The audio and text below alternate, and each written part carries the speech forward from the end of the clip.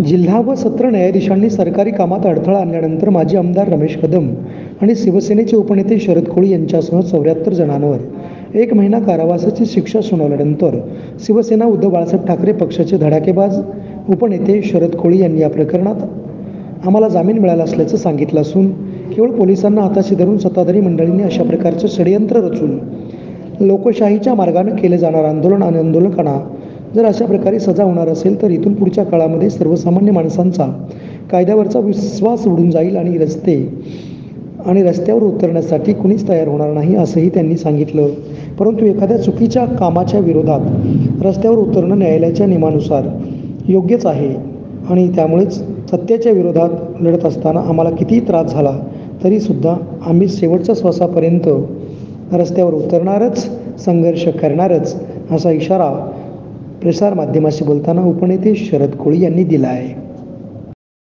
खरं तर ज्या गुन्ह्यामध्ये आम्हाला सोलापूर सेशन कोर्टाने जी सजा दिलेली आहे, पहिल्यांदा ती सजा आम्हाला बिलकुल मान्य नाही। आम्ही जरूर कोर्टाचा मान सन्मान करतोय, कोर्टाचा आदर राखतोय आणि यापुढे देखील कोर्टाचा मान आणि आदर राखणार।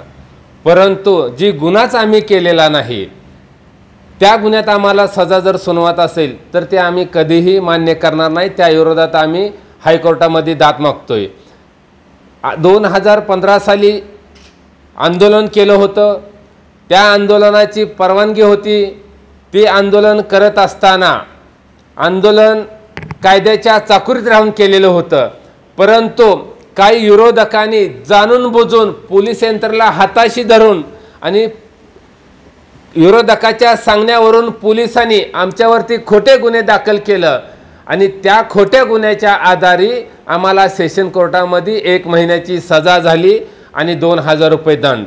त्याच्या विरोधात आम्ही हायकोर्टात तर दाद मागतोय, परंतु मला आपल्या माध्यमातून या राज्याला, या देशाला सांगायचं आहे, गेल्या 2 महिन्यापूर्वीच या देशातल्या 22 हायकोर्टाच्या जजनी सुप्रीम कोर्टाकडे लेखी तक्रार केलेली आहे की सत्ताधारी सरकार ही न्याय व्यवस्थेवरती दबाव आणून त्यांना पाहिजे त्या प्रकारे केसीचा निकाल लावून घेत आहे।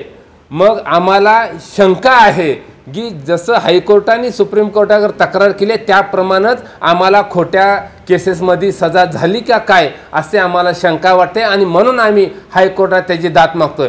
याच्या पुढे जाऊन सांगतो, अहो सुप्रीम कोर्टाने सांगितलं की चुकीच्या धोरणाच्या विरोधात जनतेने रस्त्यावर उतरलं पाहिजे, आंदोलनं केली पाहिजे, आवाज उठवला पाहिजे।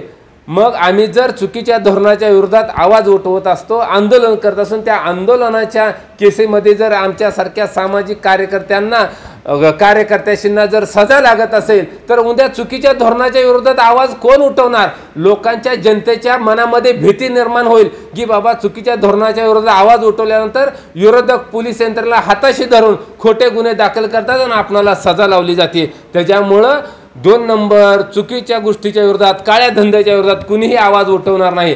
परंतु आम्ही या माध्यमातून सांगतोय, अशा चुकीच्या गोष्टीच्या विरोधात किती जरी आम्हाला सजा झाल्या तरी आम्ही भिणार नाही, पण चुकीच्या गोष्टीच्या विरोधात आवाज उठवणार, आंदोलन करणार, रस्त्यावर उतरणार।